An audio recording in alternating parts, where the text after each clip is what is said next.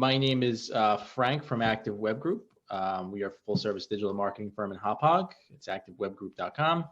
Last week, we gave a presentation on digital marketing. We're continuing that through this week, next week, into the following week, right in the run-up to Thanksgiving. Last week, our presentation was on branding. So we were talking more about tangible and digital branding, logos, taglines, all that. As opposed to this week, we're going to get into websites. Next week, we're going to get into the nitty-gritty of ROI marketing, which is really SEO, a little bit of pay-per-click, et cetera. And then that final week, we're going to take a look at some of your websites. That's going to be really the Q&A, where there's some frequently asked questions, et cetera. All right, so let me share my screen here, and let's begin the presentation on websites. Okay, so this is our website development considerations and best practices. I'm going to go through several things. I'm going to go through the ins and outs of what is a website, why have a website, some of the slower stuff. We're going to crawl, and then we're going to walk, and then we're going to run up. So we're going to talk about that. We're going to talk about some of the free options available, or as I call them, freemium, which I'll explain. We're going to talk about some of the paid, more professional options, the pros and cons of each. Then we're going to talk about overall brand aesthetic, look, feel, user experience, or UX. And then we're going to get into some of the ins and outs for what I call conversion on websites. So this is going to be a rather fun presentation. Okay, so the first thing we have to do is we got to get through some vernacular here. I'm going to say a lot of big words, or I'm going to say a lot of words dependent on digital marketing. And if you don't know them, then this is all going to seem foreign to you. So a KPI is a key performance indicator. These are measurable factors that tie into your business goals. A KPI, a key performance indicator for me, or it could be how many people visit my site in a given month. It could be how many people fill out a form, how many people click on my phone number. Let's say I'm a direct response plumber, I'm an emergency plumber. People are going to call my phone, right? They're not going to fill out a form. So in that case, it would be clicking on the phone number. So as we go through and I talk about goal completions or key performance indicators, that's exactly what I'm referring to. Something that in turn will start the sales cycle and hopefully in turn put revenue in your pocket. Okay, so essentially there's two types of websites. Of course, there's an informational website, take a wikipedia.com or a dictionary.com, something to that degree. But essentially, when you are talking about being a business and looking to ascertain the ROI or return on investment, we are talking about one of two websites. So we were talking about a lead generation website. And a lead generation website is essentially any site with a form submission, a click to call, some way that I'm trying to gain a potential prospect or consumer's information to nurture a sale, right? Or begin the sales cycle. So lead generation sites have form submissions, contact forms, request of quotes. They essentially provide that opportunity there to nurture a sale. We track clicks and calls. So who's clicking on what, who's calling, who's clicking on a form, etc. What pages are you landing on? How are you getting to the site?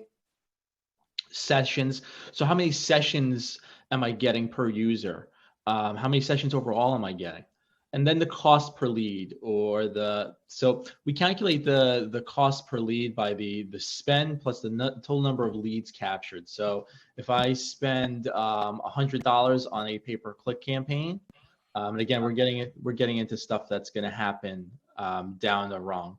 But if I am calculating, I'm spending $100 on pay-per-click, I am getting 100 leads just for round numbers. That means it costs me a total of $1 per lead. That's my acquisition cost. So to know how much money you need to spend to acquire a target consumer and to make sure there's ROI there is going to be helpful for you. An e-commerce site in itself is the problem itself, though it seems like a mountain to climb. To me, it feels a little more simplistic in the approach. I have a website and I need to make sales on that website. So I'm selling shirts, hats, all that kind of stuff, whatever I'm selling on a website. So we factor in the conversion rate, how many visitors are visiting your site and then converting. So your conversion rate would kind of go into your cost per lead or your lead acquisition cost. Again, that's next week's conversation. Your shopping cart abandonment rate, right? Who's clicking on your website, getting the checkout process. They see something they like, a nice shirt, they get to the checkout process and they bounce off the page and they don't check out. There's a lot to do there. One, there's sending them an email nurture for abandoned shopping cart, which I'm sure everyone in this call has gotten over time through some e-commerce website. but I've seen a lot of missed opportunity there as well. So putting in who's doing it, but why did they do it? Maybe the shipping is more than the product. So the shipping's $5.99, the product is $3, which I've seen before. Or maybe there's something odd going on from a user experience standpoint. So the average order value of the AOV, the average, how many orders, if I'm to purchase something on a website, what's the average ticket amount for that? My average order value is $100, right? So to know that per customer is helpful. It's going to help you with some upsell opportunities, some additional areas. Customer lifetime value, or the CLV. This is how much on average a customer will spend with me over the lifetime of our relationship together. It's not as clean cut if I'm a lifestyle brand, again, shirts, hats, think of Nike. It's hard to figure out what a customer the lifetime value of a customer is. You could ascertain that they're going to buy one pair of shoes a year on average, and then they're going to look to buy another one because that's the lifetime of my product. But sometimes this is not clean cut. However, it can be. Let's say you're HelloFresh, right? The average user stays with me for 10 weeks, right? So these things are helpful because it helps in your lead cycle. Okay, so why do you need a website? For me, I'm all about defining goals, right? As a digital marketer, why do you need a website? So I need a website because I used to get, and I hear this often, I used to get all of my leads through referral, right? That's happened to me for years, for decades since I've been in business. However, referral leads and word of mouth is slowing down. So now I need to figure out an ancillary way to generate revenue or to generate customers and sales. That would be, okay, so I have my website, and then what do I do with it? So you have a website. I'm a dentist office. I used to get it all through referral and word of mouth. Now I'm not getting as much mouths to clean or cavities to fill. What you do, you'd have a website, and then you would nurture your consumer. That is what we call the form submission website, or the lead generation website, as I previously said. So knowing that, knowing my goal helps me move forward. I know I need a website. I know I need to, customers need to know where I am, who I am, what I'm about. I know that I'm going to have some emergency stuff, so I need a phone number that's prominent because I'm a dentist office, and I know I'm going to want a form submission for a schedule of consultation. I've just defined all my goals and what I need from my website and what I expect for it to do. Platforms. So let's talk platforms. There are many, many platforms for a website. There's freemium ones that they may be free, or they may have some kind of paywall where they have like a third-party system. They may have plugins you have to pay for. I'm going to get into that momentarily. They may put a little tag at the bottom of the website, such as a Wix. We'll get into that as well. They may charge you per transaction. So they have a payment gateway charge. So they charge you 2% per transaction plus the credit card processing fee. And if you're paying 5% per transaction for a customer, that might be pretty hefty for you if your margins aren't proper. If you're only making about 15% margin on the product, now you have your website taking 5% of that only leaves you with a 10% cut. Something to consider. That's why it's important to really know how much your product is, what your ROI from every product is, and where you could kind of, where you could afford some fungible factor. So the freemium models. So you have Shopify, which is a pretty prominent one nowadays. They have a free service-based one, but you pay for a lot of the bells and whistles. So essentially, you get a homepage that's designed, and you pay upwards of $250 to $300 for that landing page. And then from there, if you want to do anything additional, which always happens, you have to pay monthly for that subscription. So you're paying $15 a month, so you could have a better about page with a plugin for Google My Business, for example, or like a reviews plugin or something like that. Squarespace is very similar. I believe they are currently charging $200-ish a year for some medium advanced features. This is a drag and drop solution. I find Squarespace works best for people who have a portfolio website. I'm a photographer. I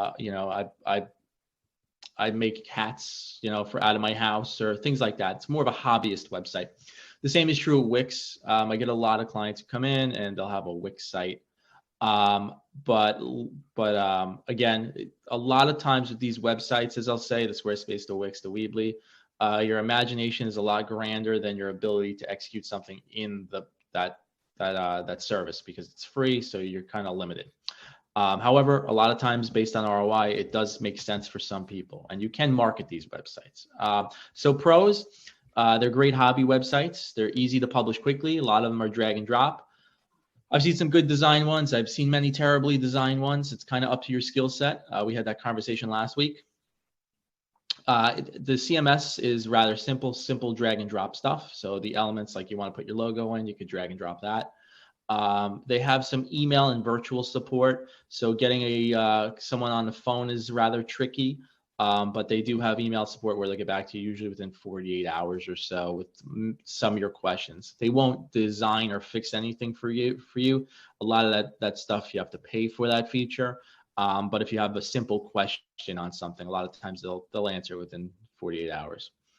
Again, cons, there's no phone support for these. The a la carte pricing principle can be costly, and this is probably my biggest gripe with these, is that, like the Shopify, for example, as I said, you're paying $15 here, you're paying $100 a month there, and then that all adds up to the cost of what would be a professional website anyway.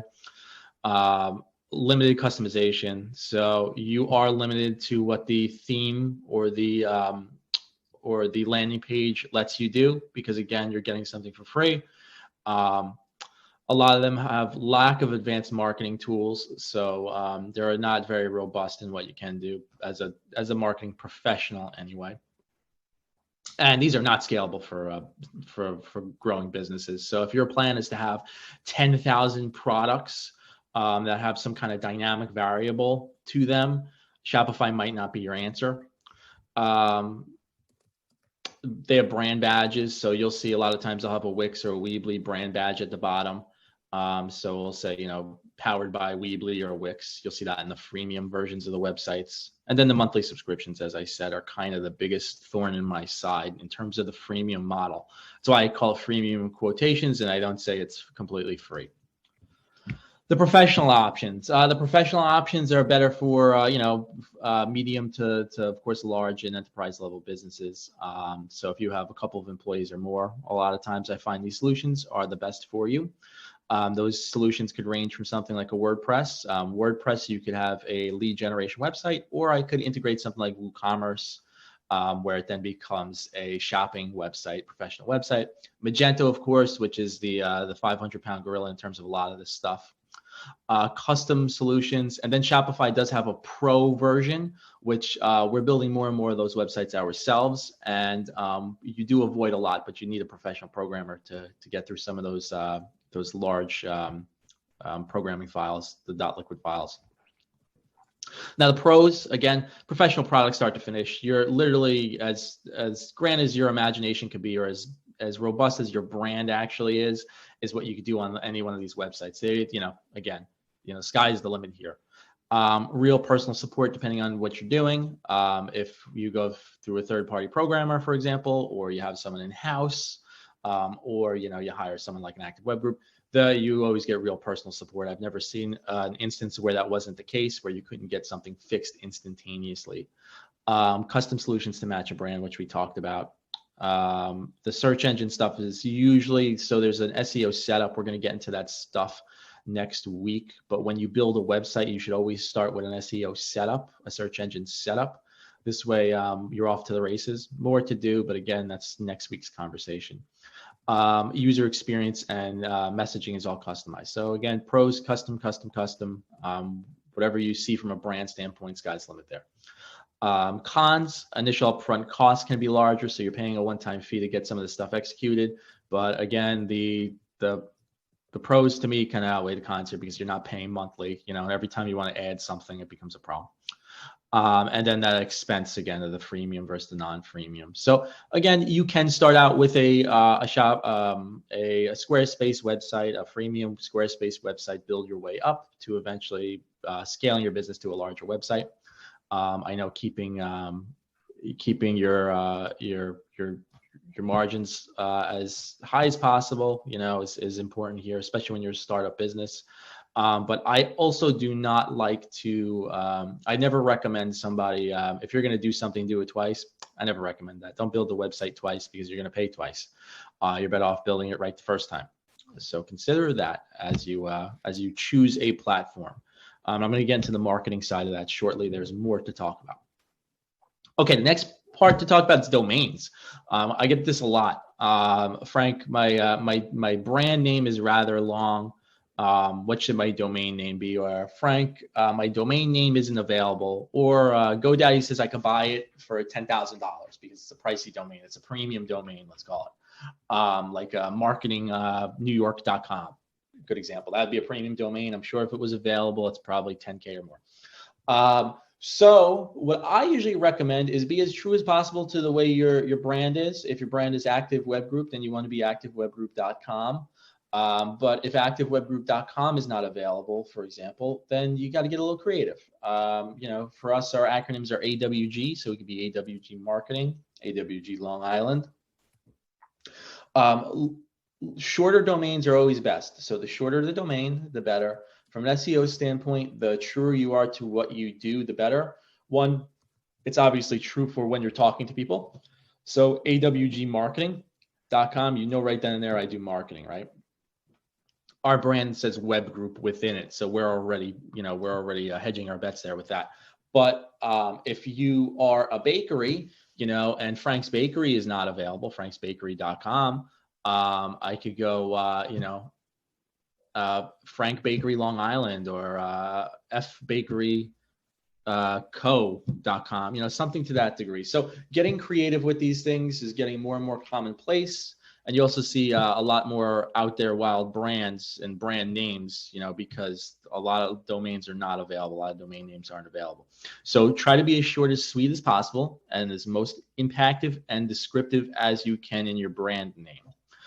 Be as true to what service or product you provide as you can. If you're able to put that within your brand name, that is usually helpful from a digital marketing SEM standpoint, and also from a word of mouth standpoint too. So you know where you are, what you do, and where you're going right before anyone ever gets to your website to begin with. .com versus .net versus .co. There's different geographical locations. .nyc, for example, you have to be a business within New York. Those are available. A lot of times they're cheaper. What I usually advise is you get them all. So if you have activewebgroup.com, you buy activewebgroup.net, you buy activewebgroup.tv, you buy anything you could possibly get that's within it. Because if you're paying for the initial .com, which is usually the most expensive, you could probably obtain the other ones for like 50 cents to a couple dollars more per year on top of that. And you don't want your competitor coming in and getting your .net when you own the .com. It's going to make things a little confusing. And then it's very hard to get that after you've lost it. Hosting. Okay, hosting is a big one, and my web development team always gets me on the hosting stuff. So I'm always complaining about a slow website as a digital marketer. Slow websites, Google does not like slow websites, so they'll rank slow websites poorly against your competitors. They're not mobile friendly. And then you'll find that consumers will bounce off. You literally have a couple seconds for a site to load. If it doesn't load, I'm sure you're getting frustrated and you're going to X out and go somewhere else. So having a fast loading site from an SEO, SEM, digital marketing standpoint is important. But just in terms of your website overall, it's important. Now, hosting is a big thing in terms of site speed. A lot of people that get the cheapest hosting package from GoDaddy or something like that. Don't do that. Make sure the hosting works in tune with the bandwidth of your website. So if you're getting 100,000 visitors a month, which after this conversation, hopefully you guys all are, but if you're getting 100,000 visitors per month to your website, then you want to make sure you have proper hosting to keep up with that. Okay. The same thing is true for the things you have on the back end of your website. So if you're hosting thousands of images, you want to make sure you have an appropriate bandwidth to service that. Okay. And always get the best hosting you possibly can given the budget. A lot of times these are fairly cheap. They cost anywhere from $20 to $40 per month. If they're any cheaper than that and you have a pretty robust website, I think you're probably not spending enough and you probably don't have a great hosting solution. WordPress sites have what they call managed hosting. This one you get 24/7 support. A lot of times with WordPress, there's a lot of updates that have to happen. There's a lot of security patches. That's why it's important to know what you're doing with WordPress. And if you have any issues, you're running into any problems, it's important to have managed hosting for that. And then again, with the shopping, you want to make sure if you have a shopping website, you have an SSL certificate. So an SSL certificate is one of those security-based ones. All websites nowadays actually need to have it. You'll see the little lock on the left-hand side of your browser. And then if you don't go to the secure version of your domain or your hosting, you'll then get kicked back a lot of times, and they'll say this is not a secure website. So make sure that doesn't lapse when you get your domain, when you get your hosting. Make sure you're getting an SSL certificate. Okay, email addresses. Let's talk email addresses. And we're just getting into the housekeeping of websites, what to have, what to do. These are frequently asked questions that I get. Now, a lot of times when you buy your domain, you will get one free domain email address. So activewebgroup.com, and then I'll have to choose what I want to have as my hosting email address. There was a time when a lot of these websites would have a like hostmaster or webmaster at, contact the webmaster in the dawn of the internet. Nowadays, there'll be an about or a hello or say hi or something cute like that. So usually when I get one of those free domains, if I am not the sole proprietor and the only person, let's say at Frank's cupcake shop, I'm the only one that makes the cupcakes and I do billing, I do everything, it's just me. Then I could say Frank at frankscupcakes.com or something like that. But if I want to feel like a more professional business, I'll then go with about at activewebgroup.com, help at activewebgroup.com, something like that. And then I'll buy secondary, and I'll buy one for each of my employees. And there's different places you could go from Rackspace onwards to get your email addresses. GoDaddy does them, I know. There's a lot of companies, us included, that service website, web domains, web email addresses. But just make sure when you do them, you have the ability to turn on and off all them and manage them yourself as the owner of a business. If you don't want to be handicapped by your employees who then kind of went rogue with an email address that they had. So you want to make sure you have the ability to manage all of them regardless of what system you go with. Okay, now we're going to start to talk about websites. I'm going to reserve the questions for the end of this discussion this time. So if you have any questions, jot them down. But now we're going to get into the nuts and bolts from a user experience point of view on the websites. I'm going to show you a couple examples at the end of good and bad ones because there's certain terms that I want to get through and certain ways things look and fall on the website. Okay, so conversion points and just solid user experience. One, I want to have a strong brand logo up top in the header. You'll see that up top in the Appliance Repair Express. There's a strong logo there. Then I have a call to action right above before you get to anything else on the website. A lot of times I recommend that is your phone number. So conversion point 1 is always your phone number. A lot of times it could also be a button, contact us now, get started, log in. All that stuff needs to be prominent right up top on your website. Let people get to you with the least path of resistance. If I'm on a mobile device, I want to find the phone number quickly. I want to get to you as quick as possible. I don't want to scroll through 100 pictures and things. I want to quickly find you. So let people convert as quick as possible. Okay, clean navigation. This example actually has a gripe that I put it here on purpose. One of them being that it has a home on there. Common UX dictates that your logo is how you go back to the home page. So if you have 10 things on your navigation, the button that says home is just kind of clogging it up. This could be seen from a user experience standpoint when you're looking in the back end of Google Analytics. A conversation for next week, but you can see where people land and what they're clicking on. And I'm sure you're going to find that no one's going to click on the homepage. You're going to try to click on your logo to get back home if they're trying to go there. So I find it's a wasted spot on your navigation. However, when you have your navigation, you want to make sure you have your primary navigation points front and center. So the most important elements of your website you should have in your navigation. I'm not a huge fan of flyout menus when you click on something and it drops down. However, It's necessary for a lot of websites. If you are a product company and you have 50,000 products, 50,000 SKUs, and you have 20 categories, you're not going to be able to put them all in your central navigation. You're going to have to nest them somehow. So being able to organize your navigation, your route navigation, and then your sub navigation based on hierarchy is going to be key here. You don't want to put some of your stuff that does not sell well right in the central navigation, just because the images look sexy. We want to think about conversion first. Okay, then below that, we're thinking about what is our most important focal point on our website, our top selling item that makes the most ROI, gives us the most money. This example gives you a call today for fill out the form today for a free estimate, right? So you want to make sure you're putting a secondary conversion point right there, right below the navigation. I call this the hero image. Okay, then below that, you're going to have some secondary images, some visual elements that kind of help sell home. I always like to leave a little nugget. This example doesn't do it. I'm going to show you some examples that do. I always like to leave a little nugget or dangle a little carrot right here in the first screen, which is above the fold. So you have above the fold and below the fold. Think of a magazine or a newspaper sitting on a rack.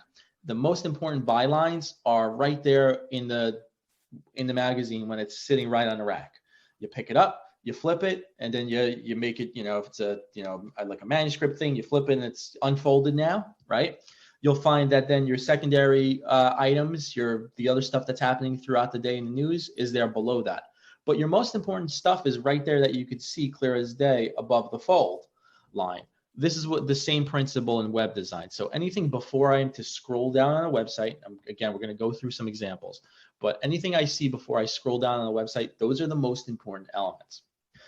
You'll see that a contact us, for example, if I have a contact us today right here in the header of my my navigation, if I click that and it drops down to the bottom of my website where the form is located, that's solid UX because it's dropping right down. It's skipping all the information because it knows you want to submit a form and become a customer.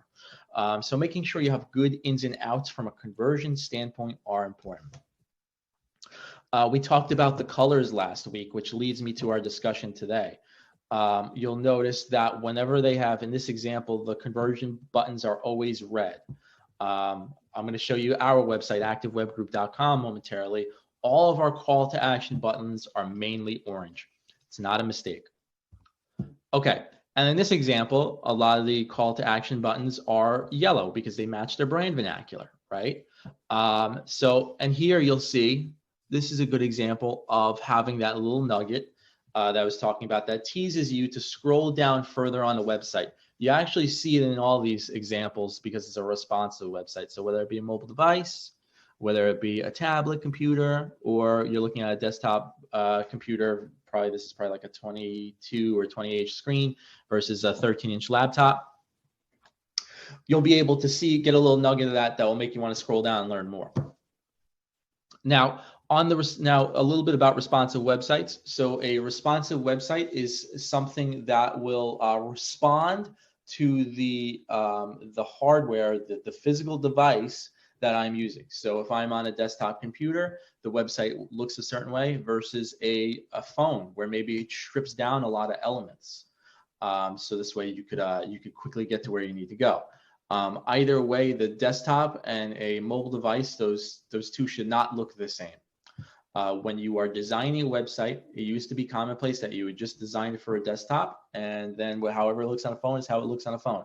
Nowadays, Google has what's called their mobile first indexing. So if I am to put up a website, if it doesn't perform well on a mobile device, Google is never going to rank me from an SEO standpoint properly. With that being said, what I recommend is everybody start with a mobile device first. This is specific to your business, and I'm going to explain that momentarily. But in a lot of cases, I'll start with what does a website look like on a mobile device? What are the elements I need to include there to get somebody to convert? So I'm thinking about my device, and then I'm thinking about conversion. If I can answer these two questions, I'm going to have a very successful website. Now, there are two different kinds of websites. There's responsive and adaptive websites. Responsive websites are going to be the websites that do exactly like this does. It has all the elements on your website, from the header, the little byline below it, the about us, to the couple of bullets there that gives you a little more information, onward to imagery. It's just stacking them in a certain way, but it's including all elements. Adaptive websites, what they do is they strip out elements and they adapt to the technology. So if I find that on my mobile device, I don't need all these images, it's not serving me any purpose on a mobile device, I could strip those out for just a mobile device, and I'm serving only the most common elements I need, which in turn helps conversion on a mobile device and site speed on a mobile device, which again will help you from an SEO standpoint. Site speed, we've talked about this already, but that impacts your rankings over time. If I have a poorly performing website, whether it be on mobile or it be on desktop, that's going to cause Google to say, this site is timing out, it's not loading properly, so I'm going to rank a competitor ahead of you guys. And no matter what you do from an SEO standpoint, which there's plenty of tricks to go over, we're going to do that next week, but the tricks we're going to go over are negligible if you don't have a great site that loads fast. This will also cause users to drop off your bounce rate. So, people are bouncing off the site because it's not loading, which happens all the time. Now, AMP is a Google product. AMP is, what it does is it strips down everything from your website. Again, this is adaptive, but it strips everything off your website and it just leaves you with the most common elements. It essentially looks like a pretty Word document, which for a lot of people is not great. They don't like it. But what this does is it gives you the ability to be lightning fast on a mobile device.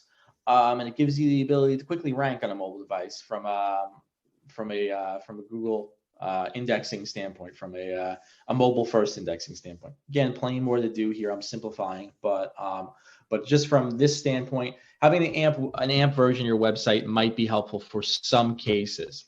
Now this toes the line between SEO, digital marketing, and design. A lot of times what is good for conversion is not necessarily great for design. Something that looks pretty might not convert, and vice versa. So you have to find a happy medium here where you're happy, you're meeting the needs of your brand, which we talked about last week, versus you are having a website that loads fast and you're getting conversions, you're getting people to sell. Whenever I have these conversations with people, I started my background as a creative director in advertising, and then from there I kind of got more into the ROI side of it. So I toe the line here. Of course, I want a visually appealing website. But for me, the first word that comes to my mouth when I think about a website is conversion. I only care about return on investment, ROI. I don't care about pretty pictures. I care about conversion first. The reason why I have a website and why I've built a company is to make money. So keep that in mind when you're trying to strategize your brand from a digital standpoint on your website. What is the consumer going to think? How is the consumer going to convert? Is there enough conversion points on my website? We're going to look at some examples here, but think about conversion first always. Okay, now the best approach here is always to ask questions. I always ask this question: who is my consumer? And here I'm simplifying. Am I a B2B website, a business-to-business website? Am I active web group selling to other businesses? Maybe I'm looking for the digital marketing director, the decision maker, the business owner, right? Or am I B2C? I sell shirts and hats. I'm Levi's, and I'm trying to get a consumer to buy some Levi's pants. So once I know my consumer, then I'll be able to say to myself, okay, what is important for the website? Is it more important that I look good on a desktop, or is it more important that I look good on a mobile device? I perform well on a mobile device. Now, a little counterintuitive to what I was saying about the SEM digital marketing approach, where mobile first, you always want to have a great website on a mobile device. But I'm going to focus a little more on my desktop website if I am a B2B company, my consumer is interacting with me Monday to Friday, 9 to 5. What that also tells me is stuff from an SEM digital marketing standpoint. Maybe I only need to run ads Monday through Friday, 9 to 5. There's no reason to spend money on Saturday when someone in Bangladesh is going to click on it. Again, we're going to get into that next week, but asking yourself the question of who your target consumer is, what would they want? Put yourself in their shoes is going to help you answer a lot of these questions for you. Don't go to a computer and start designing something. Don't download the, Photoshop and then get a Squarespace website and then start dragging and dropping stuff in.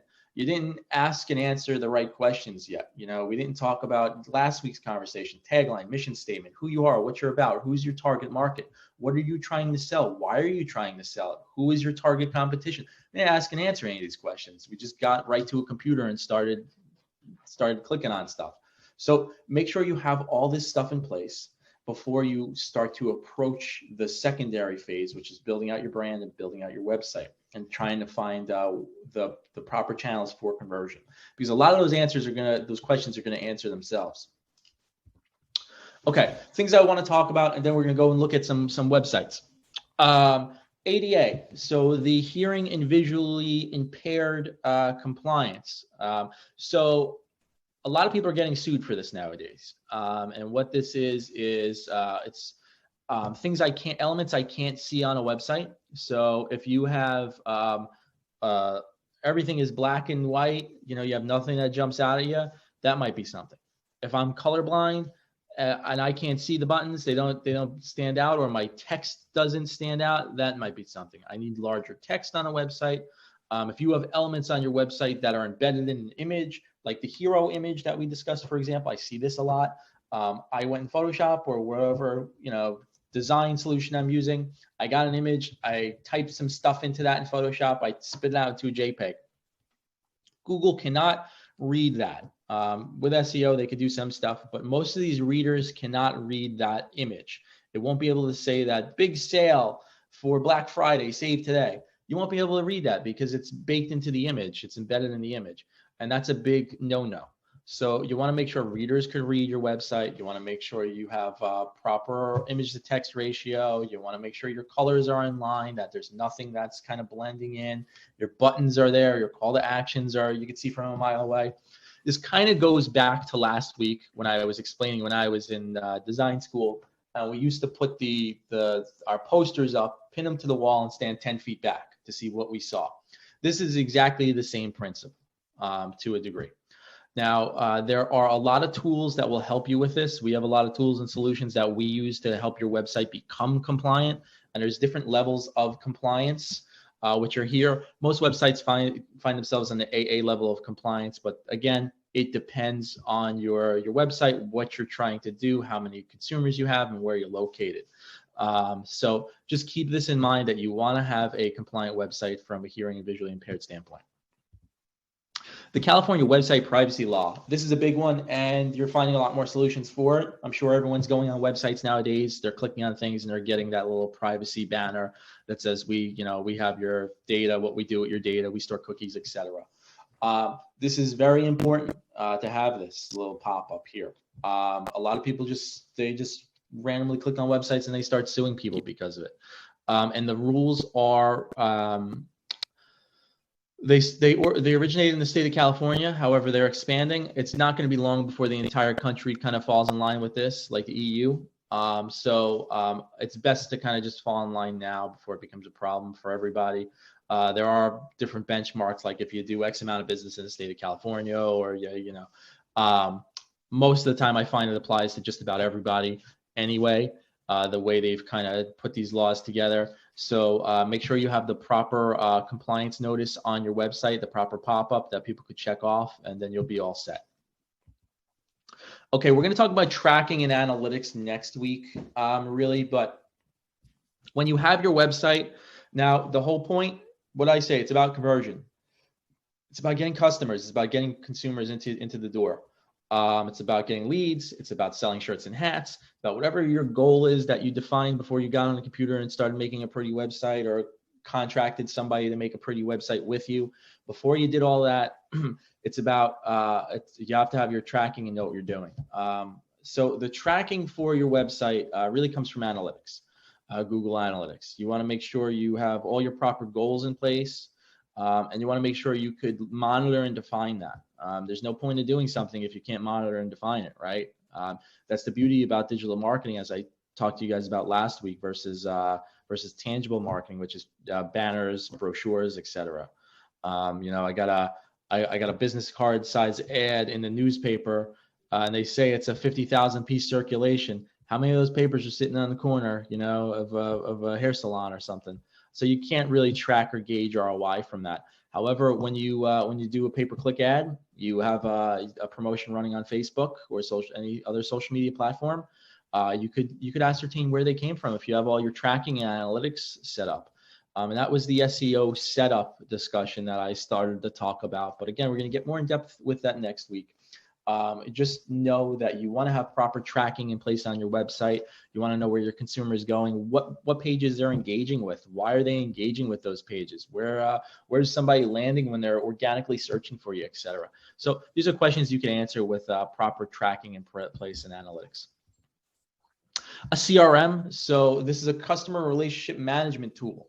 There are a million bajillion of these out there. No two are the same to a degree, but there are similar tips and tricks to these things.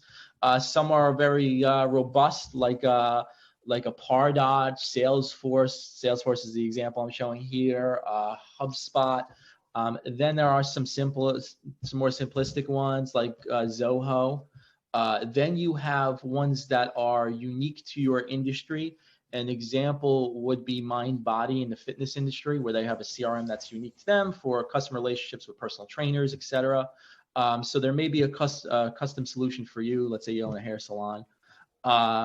So knowing what's out there and what you need a CRM to do. So this will essentially take the lead from your contact submit form, dump it into here. You can make an email nurture campaign, so you can start to nurture your clients. Thank you for filling out our form. Someone will be with you within 24 hours. Then you get that. Then your salesperson gets a little ping in their CRM to make that first call. They make the first call, they track it, lead did not close. Then it goes into you get a second email. That second email nurtures you a little more. Maybe it's a newsletter. Then you get a third email, and then you get another close email. So being able to make a nurture strategy and manage your SOPs, your standard operating procedures from a sales perspective, kind of ties in the real world, the real working world with your sales team versus your website. And it makes your website really kind of feel like it's an integrated part of the sales team. So having a great CRM is going to be great for your website. Email marketing, I talked about this just before with the email nurture strategy, but I see this all the time. I filled out a thank you form, a contact submit form. I never got an email from you guys. I didn't get a thank you email. I didn't get someone's going to be contacting you. I didn't get a newsletter. Never got a save on Black Friday. I didn't get an abandoned shopping cart email. None of that was set up properly. I didn't get a thank you for your order. Here's where your order's at. Here's your tracking. So there's a whole lot of emails to set up. You want to make sure your base emails are set up, the ones I just discussed. And then you can get rather creative here from a nurture marketing standpoint, newsletters, things of that nature. Not every email needs to be a salesy piece. You want to make sure you're just giving your consumer information, just as a touch base. There's a lot of industries where somebody might not be a buyer today, but a year from now when they're a buyer, they'll think of you because you sent them emails throughout the year.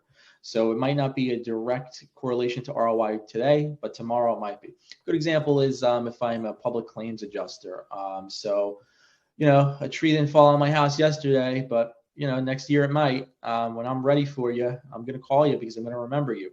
So planting those seeds, from an email standpoint, it's very cost effective. So it's definitely something you should look at. But at the very least, you should have all your ins and outs set up from a contact strategy as far as contact submit form, abandoned shopping cart, etc. That's vital. Okay, before I say thank you, I want to review some websites. There are some things that happen here on websites that I'd like to show you. Okay, so Active Web Group here is my favorite example because it's my favorite company of all time. But we talked about last week the rule of thirds. So you have the three little orange cues that follow you throughout the website. You'll see here, I got my Zoom thing. Let me hide that. But you'll see the accept for the GDPR. You'll then see that I have the a thing for hearing and visually impaired. So if I want to change some things on my website, I can. It's going to make a lot of noises. So the seizure thing, this will change everything to a little greater scale. So there are definitely some cool tools that we could impart on a website to make it ADA compliant.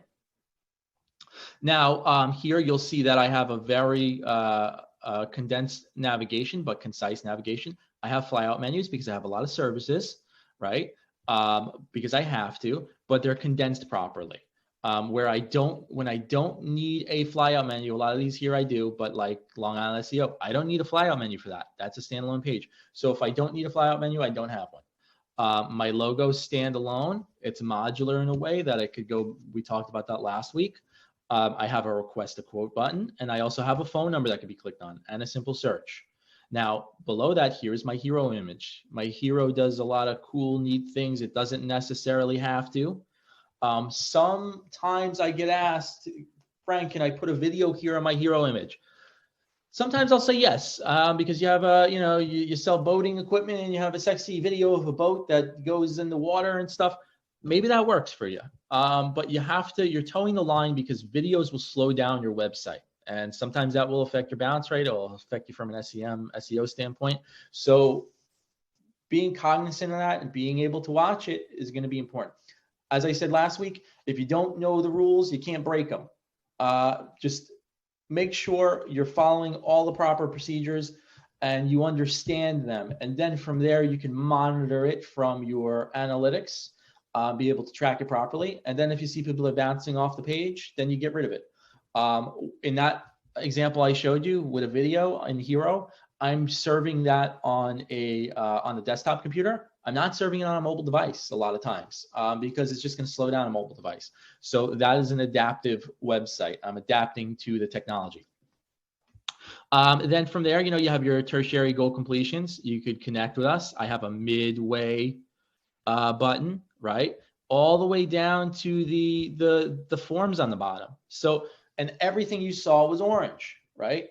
When I go to a mobile device, let's say I'm switching to, I got it right here. I'm switching to a mobile solution, right? You'll see right there, what happened is everything cascaded. So I lost that hero image on a mobile device, right? Then we have what's called a hamburger menu. So everything's put into a hamburger menu for a mobile device only. I hate when it's done on a desktop computer. I'll show you an example in a second.